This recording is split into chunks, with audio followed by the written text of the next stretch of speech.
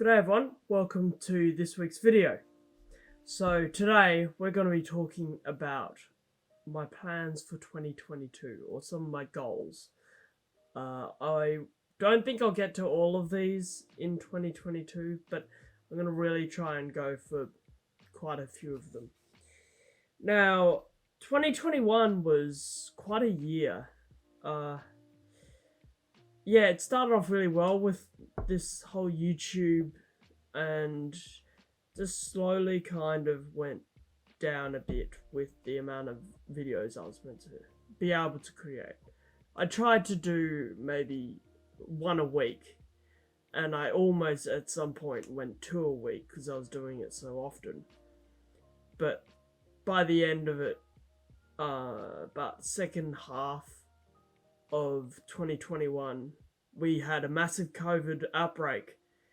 And of course, the government being the government, they sent us into lockdown for several months. And so I wasn't able to shoot for a very long time. I haven't been out to shoot that often. And the times that I have been out, it hasn't really been a video-worthy shoot. It's normally maybe 1 or 2 photos. But I definitely got some keepers, absolute keepers that I absolutely love from 2021. And, you know, my favourite shoot would have to be the Bronte one that I did. That was very much noteworthy. And then I did quite a few really fun ones in Noosa.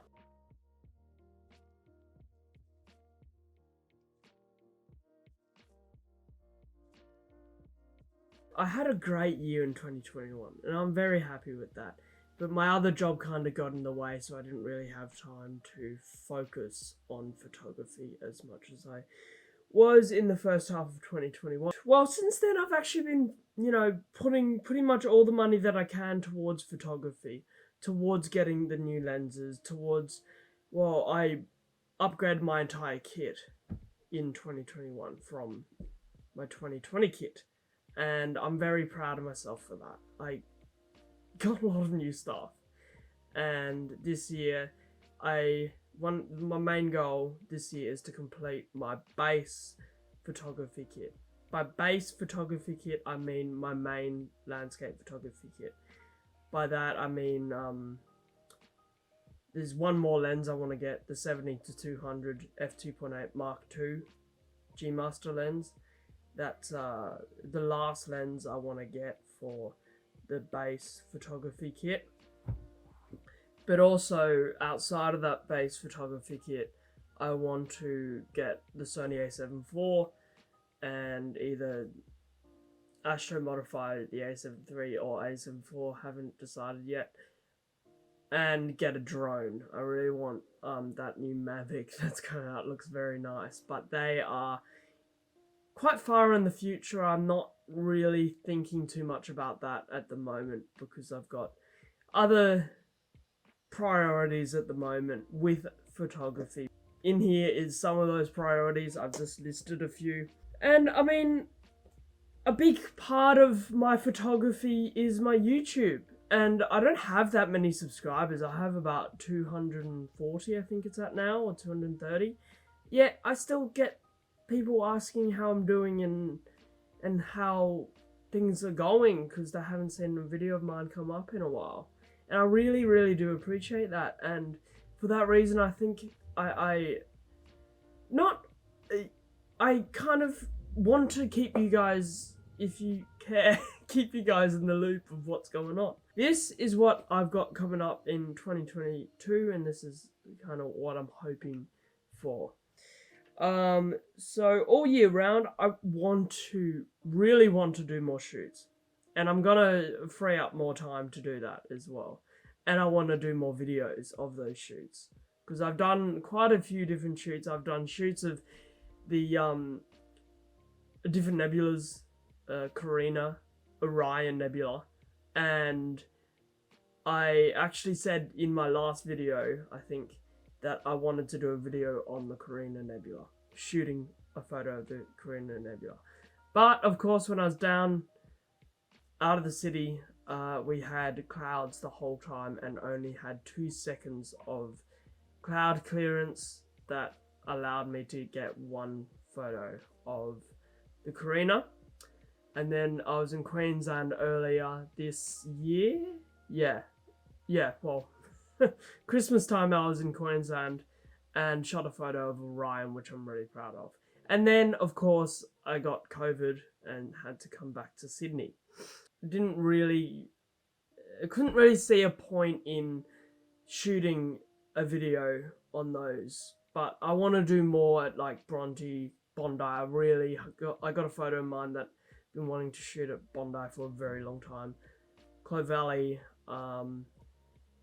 even maybe some down at Manana, and just all around. I want to see a lot more of the beaches in Sydney as well, and go up, go down, and see the sights that I haven't seen before, and shoot them.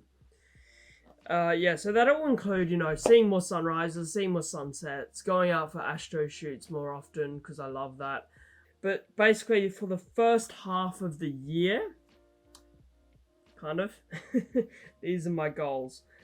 So at the moment, I'm in the process of building my first PC. And yeah, this has been a long time coming. I'm so excited about this, and it should be, I'm about to order all the parts for it, so it should be done within, by, I reckon, April. Or March, maybe even. You never know, but I'm hoping to get it done at least within the first half of the year. I'm hoping by April. I've already got the monitor, which is my new BenQ 1080p monitor. I can't remember what the model is, which I absolutely love. I'm loving it. The parts that I choose so that I can run Premiere, Photoshop, and Lightroom all at the same time. Okay, so what I meant there by that nonsensical sentence, the parts that I choose will be specific to photography and video editing and nothing else. Because at the moment my laptop can't do that, and I just want a PC that can easily run all those editing softwares and all the different softwares that I do use at the same time, and just have it so smooth. Because like, even with my laptop, just changing a photo takes maybe 10 seconds. It's really annoying, but that's the main thing. Then something that kind of goes hand in hand with that is finish my new studio. So I am getting a studio built. We've turned the garage into somewhat kind of like a studio. It's going to be more like a living room / workspace / editing space, but it's where I'm going to be filming these videos, because you can see down the hall, I have to tell people not to walk upstairs when I'm filming, and it's a little bit annoying. So it'd be nice to have a dedicated room where I can record uninterrupted, edit uninterrupted, and not worry about what's outside. It's pretty much all done. I've just got to get the carpeting done and a fan put in and some more power sockets, and then I've got to furnish it, which should be exciting. I've never furnished a room before, so I'm really, really pumped for that, and I can't wait to be able to show you guys that. Big thing for me in 2021 was astrophotography. I have fallen in love with it. I really, really enjoy it. And, I've gotten a photo of Orion, which got me absolutely addicted. I want to do more not Orion, but astrophotography. And I've actually got a star tracker as well. A Skywatcher Star Adventurer.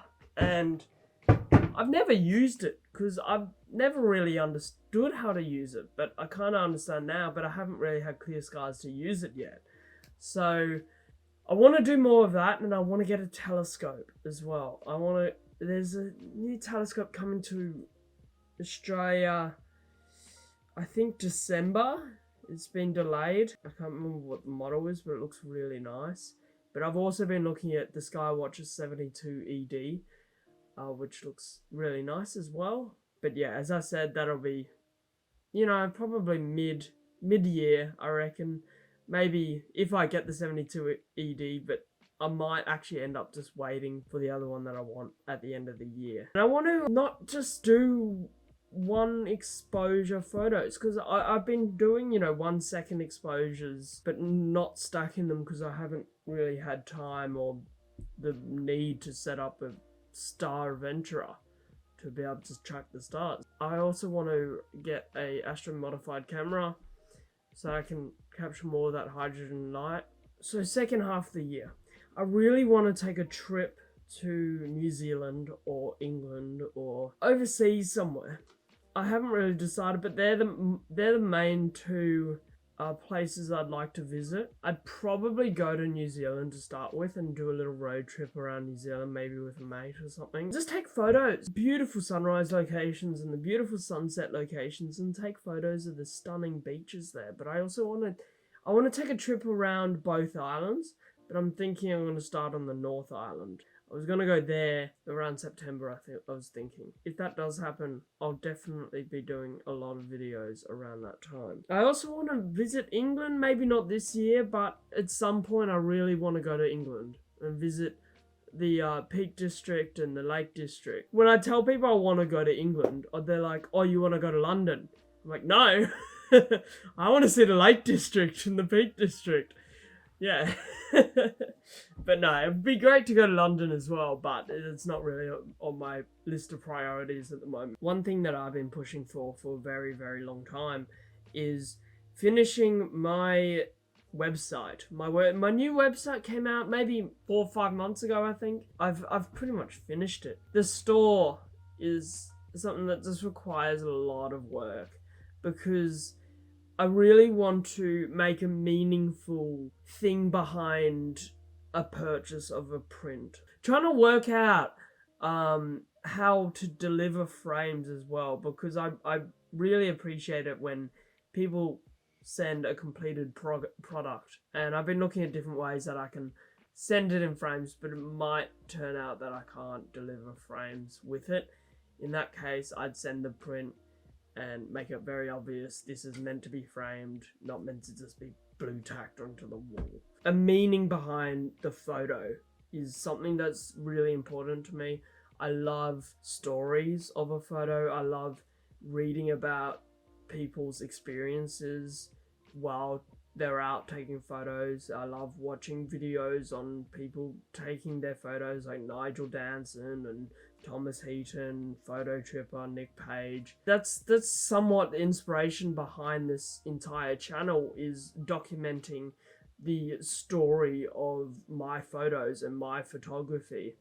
And I want to bring that across in my print selling as well. And for that very reason, I want to write a story for every single image, and then put that on the purchase page. People, in a way, feel a little bit in touch with the photo in a way that, just a photo that just says buy now. You're selling a story more than you're selling a photo. And I think selling a story and a photo together just means so much more to a lot of people than just a photo. You could take a photo of this beautiful sunrise and, it's stunning. Like, it's amazing. You don't know the full story behind it. The troubles that got that person there, problems that they ran into on location, and the massive traffic jam they got stuck in on the way there because national parks are overpopulated.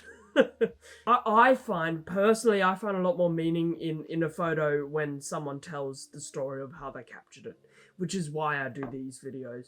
And I absolutely love displaying my work through YouTube, much more than Instagram, Facebook, same amount as my website. For that very reason, I want to try and sell the story as well as the photo, even maybe more than the photo.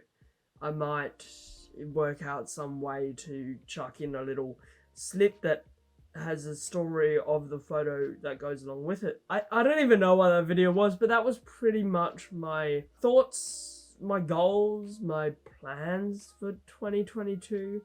And I'm really, really excited because I'm going to really go all out and try my greatest, my absolute best to try and get videos out weekly again, because I miss it so much. I really, really love making videos, and it's a big part of my photography is making videos. To be honest, like, I find that a shoot is much more complete if the story of the shoot is told through a video, whereas if it's not told through a video, I kind of feel like, not, it wasn't pointless, but it just didn't really, it doesn't have as much a story behind it than it would if you did make a video on it. And yeah, I don't feel like my shoots are complete without it. That's why I make these videos. Thank you all so much for watching. I really do appreciate your support, and I hope to get back into making videos regularly again soon.